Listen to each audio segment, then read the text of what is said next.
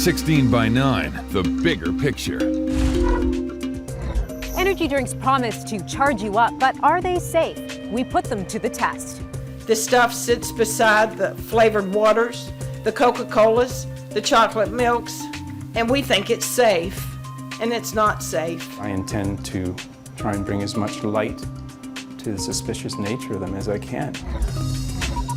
That's all coming up on 16 by 9. Here's Mary Garofalo. Good evening and welcome to 16 by 9, the bigger picture. The explosive investigation that kicked off our third season is making waves. A few weeks ago, we blew the lid off energy drinks. And just 2 days after our broadcast, Health Canada warned Canadians that there might be a link between energy drinks and seizures. We wanted answers, so we went to the top. Here's our Beatrice Politi.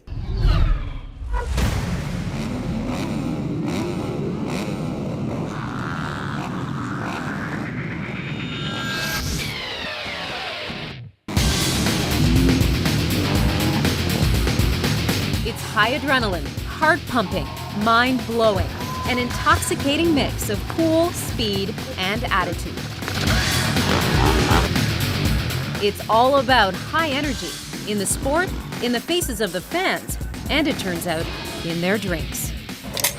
Awesome. It's good. It's wicked. Awesome, wicked, and everywhere. The popularity of energy drinks has skyrocketed to a $5 billion industry in North America since the first of its kind hit store shelves back in the mid-1990s. And the core of that multi-billion-dollar market? Young adults and teens. Never mind that Health Canada says energy drinks are approved for adult use only and not recommended for children. Yet 1 in 3 teenagers drink the stuff regularly. Jim Shepard's son was a teenager when his dad says he tried an energy drink for the first time. It was 2008, and 15-year-old Brian Shepard was competing in a paintball tournament in Pickering, Ontario. My wife and I were speaking to someone on the other team, actually, that won, and Brian, someone came over and told us that Brian had collapsed. Collapsed and stopped breathing. Within minutes, the paramedics arrive. They perform CPR on Brian and rush him to hospital. As one nurse put it, he put up a valiant effort. And right around midnight, he stopped. His heart stopped finally. They couldn't explain his death. The doctor couldn't tell us why. That he had arrhythmia, yes, but why he got an arrhythmia, there was nothing in the autopsy to suggest what the cause was. Brian's autopsy showed he was a healthy teen with no heart problems of any kind. Still, something took Brian's life. And Brian's father is certain he knows what that something is. He says Brian was not a coffee drinker, but the autopsy turned up caffeine in Brian's body. Caffeine, Jim says, had to have come from that energy drink Brian had. We learned, first of all, that Red Bull was there that day handing out drinks. Brian was witnessed drinking one of these drinks. To me, I think it was a perfect storm. Putting it all together, I think being exhausted, no food, having played all day with an adrenaline-rushing game, that it took its toll altogether. An immediate tinge of guilt went through me because I didn't know what a Red Bull was. In a written statement to 16 by 9, Red Bull said, "We are sympathetic to Mr. Shepard and his tragic loss." And it also went on to say that it is Red Bull's understanding that there was no connection between the energy drink and Brian Shepard's death. In Florida, Cheryl James understands the grief of losing a son and the frustration of not knowing why he died.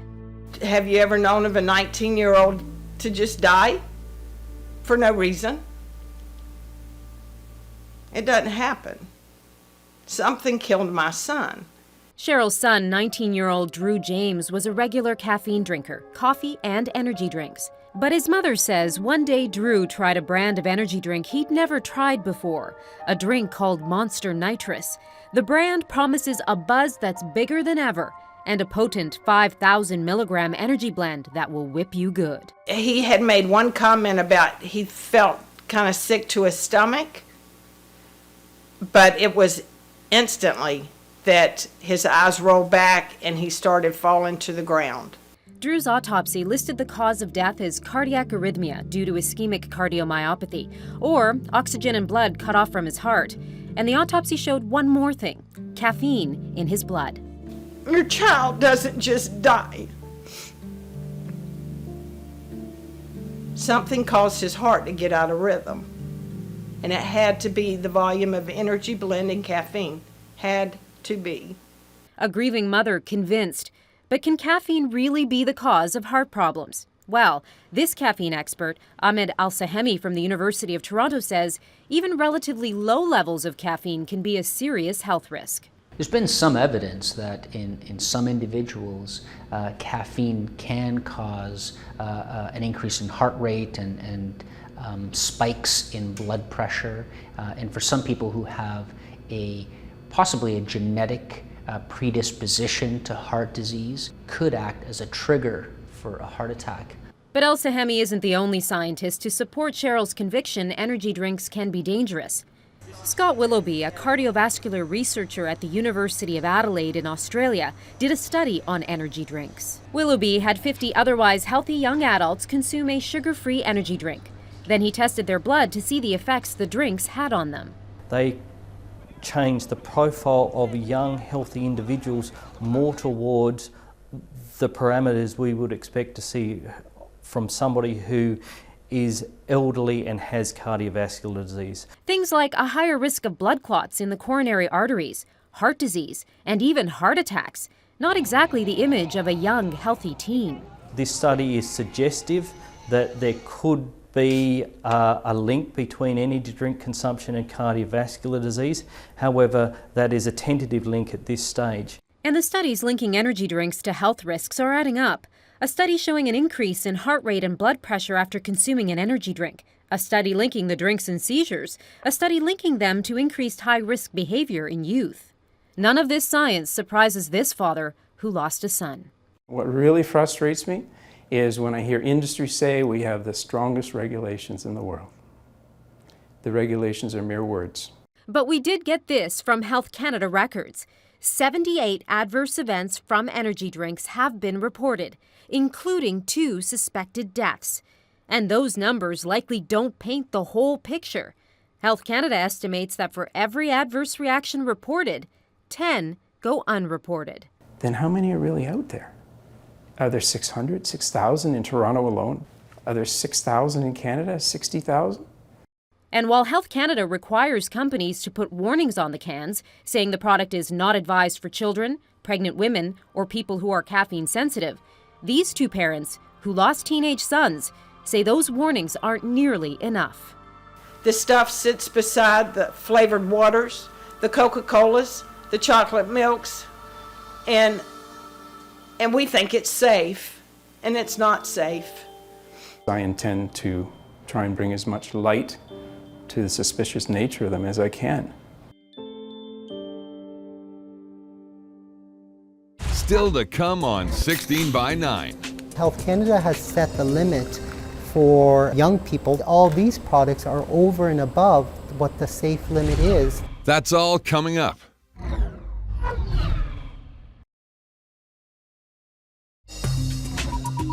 Welcome back to 16 by 9, the bigger picture. What's in a name? Well, everything when it comes to marketing. Energy drinks like Red Bull, Monster, and Full Throttle conjure images of rebellion and adventure. And 1/3 of teenagers are buying into the promise of a quick hit. But what exactly is in energy drinks? 16 by 9 put the drinks to the test. Here again is our Beatrice Politi.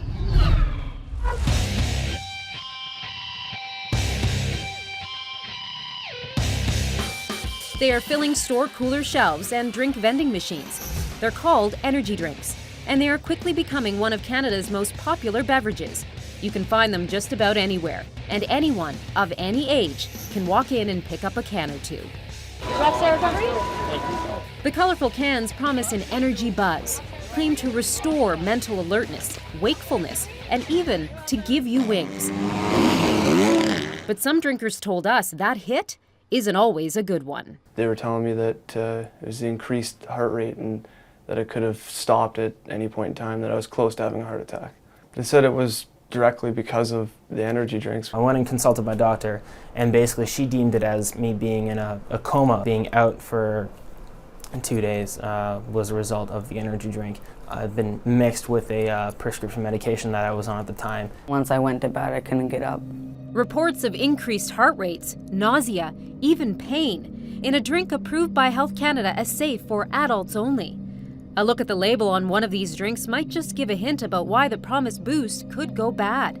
Guarana, taurine, ginseng, all known stimulants, and one more, the big one, caffeine. 16 by 9 decided to find out if what's on the label matches what's in the can. So we took 6 popular brands to a lab. So we'll have a 50, 100, 200, 300, 400. Dr. Massimo Marconi is a food scientist at the University of Guelph. So what do we have here?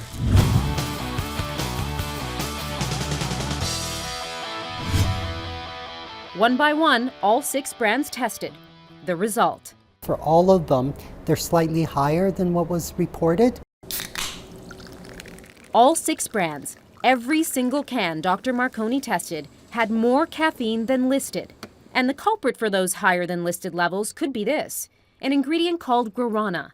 It's one of the most highly caffeinated plants in the world. But Health Canada rules don't require drink companies to tell consumers about that caffeine. One of the things that's interesting about that is that the caffeine in guarana doesn't actually have to be outlined or delineated on the can as per Health Canada rules. Exactly, so that's where you can get a little bit of a fudging. It depends what type of extract it is. Some can be more concentrated, some of them could be 22% caffeine, some of them can be 1.5% caffeine. That translates into extra caffeine that Health Canada doesn't make companies list on the outside of the can, but is still on the inside. And as caffeine expert Ahmed El-Sahemi attests, caffeine is just caffeine. If a product uses an extract from the guarana plant, then they often just label that as the ingredient. But caffeine is caffeine, and the molecule is identical, regardless of whether it's caffeine from coffee or caffeine from guarana. The organization that represents companies selling energy drinks in Canada, Refreshments Canada, claims energy drink labels include a clear declaration of caffeine content from all sources. That doesn't explain our test. 6 brands, all with higher caffeine than listed.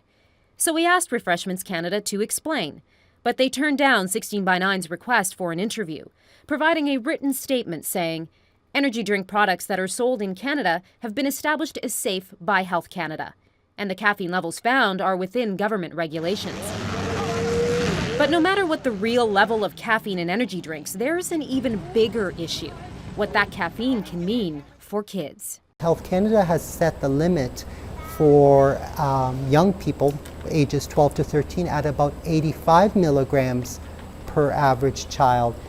All these products are over and above what the safe limit is for these young people. In fact, the caffeine in some of these drinks can be as much as double the maximum amount Health Canada says is safe for a child under the age of 13. And then there are all the other stimulants. No one really knows about the safety of putting them all together in one can. It hasn't been studied. There isn't that data to support that. So what you're saying is that these drinks with all of these different ingredients are out there on the market freely being sold to Canadians and to people worldwide, and yet we don't know how these ingredients in these cans interact with each other. Exactly. 16 by 9 asked Health Canada for studies on the safety of energy drinks, but none of the ones provided examine the safety of putting all these ingredients together in one can. I can give you a blue or green. The industry has grown by leaps and bounds since the father of all energy drinks, Red Bull, came on the market in the late 1990s. Now there are approximately 300 varieties, and that boom is owed in part to aggressive marketing.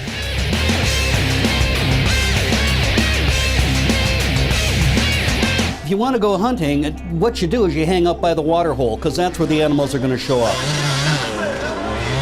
It's called grassroots marketing. Lindsay Meredith, a marketing expert, says it's working for energy drink companies.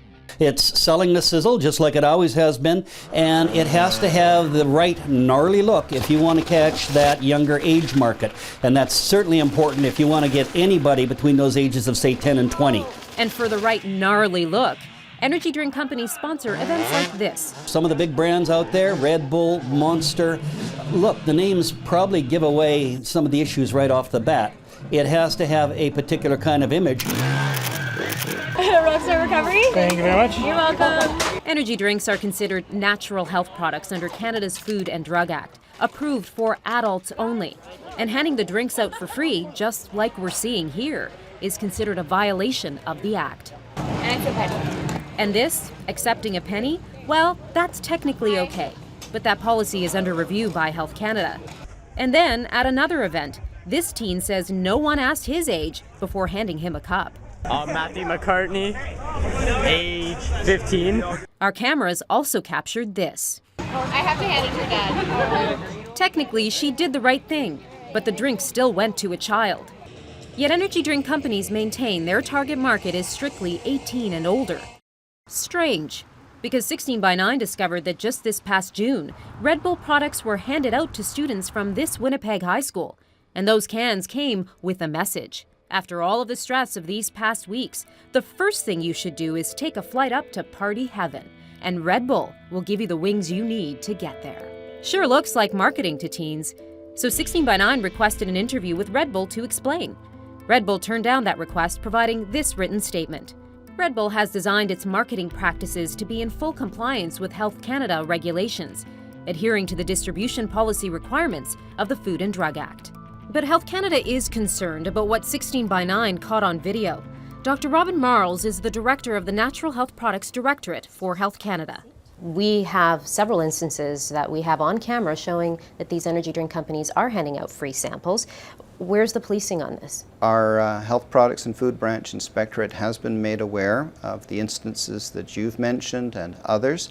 They are actively investigating these. But again, it's still a complaint-driven process. Health Canada is not doing spot checks to make sure that these energy drink companies are not handing out free product. Health Canada has not been doing spot checks at this point, but as I mentioned, this is something we are moving towards in terms of prioritizing our resources. We asked all 6 companies whose drinks we tested to explain about the safety and marketing of their product. None of the companies granted an interview to 16 by 9. Still to come on 16 by 9. There has been indications that youth have been one of the major targets of the energy drink industry.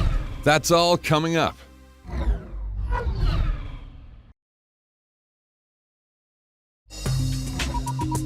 We're back with the bigger picture. Health Canada says energy drinks are only approved for adults, but anyone, anywhere, of any age can buy them anytime. So who's keeping watch? Here's our Beatrice Politi. Jim Shepard lost his son 2 years ago. Just hours, he says, after 15-year-old Brian drank an energy drink. There's a hole at every dinner table, every family dinner table, you know, at family gatherings. I have no words for you. You can't describe it. This father is now on a mission to warn others against a product he considers dangerous. There is no policing. They rely on complaints in order to do compliance action. Health Canada doesn't investigate without a filed complaint, so that's exactly what Jim did, starting with a complaint about free energy drink handouts. Soon after, in April 2009, one company, Red Bull, agreed to stop giving out samples. But Jim says that breakthrough was short-lived. On February 6th of this year, watching a 13-year-old's hockey game, and I come out in the parking lot, and lo and behold, there's a Red Bull car. And as I took a sample, there was a teenager in front of me getting a sample. Jim calls that marketing to kids. And then there's this, cartoon characters on cans. When you see things like that, get nervous. You know that the target market is definitely young people. A few months ago, Health Canada issued a recall on those cartoon drinks made by Boston America, because the products did not contain warnings, contraindications, dosage, or age populations.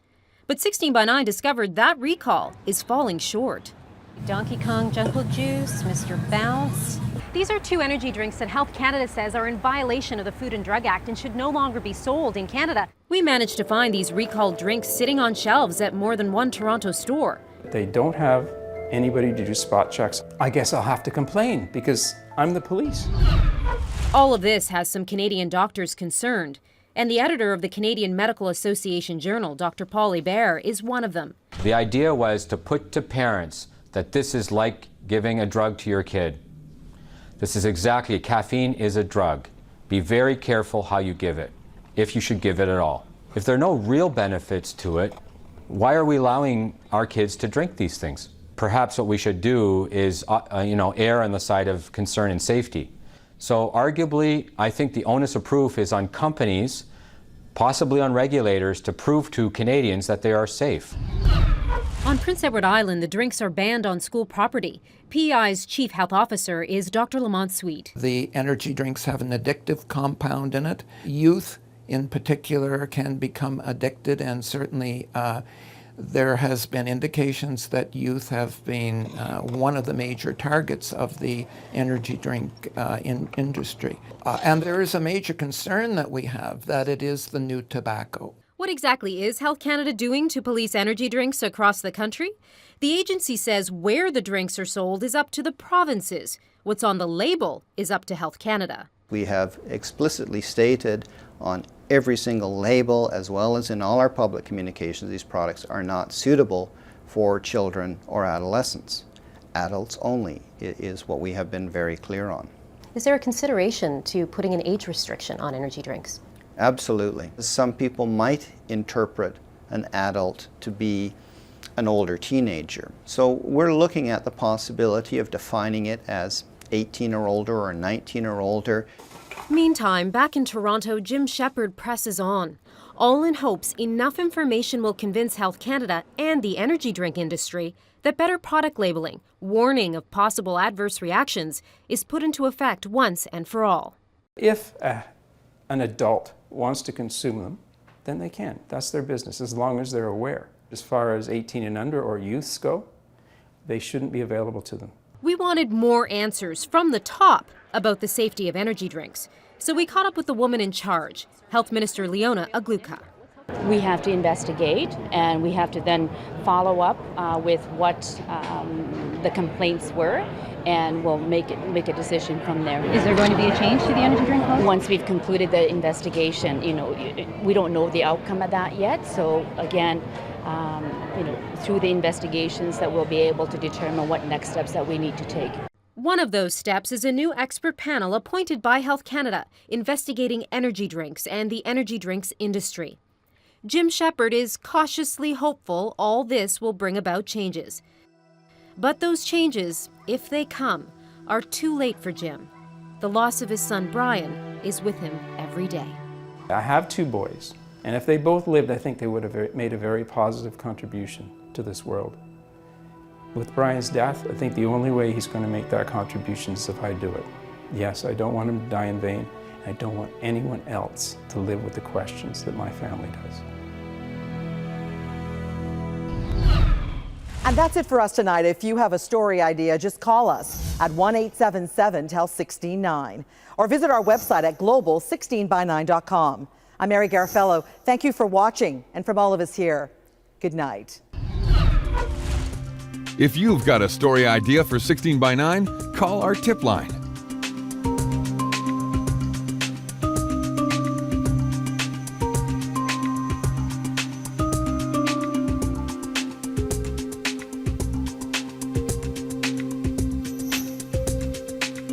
"16 by 9, the bigger picture." That's a wrap.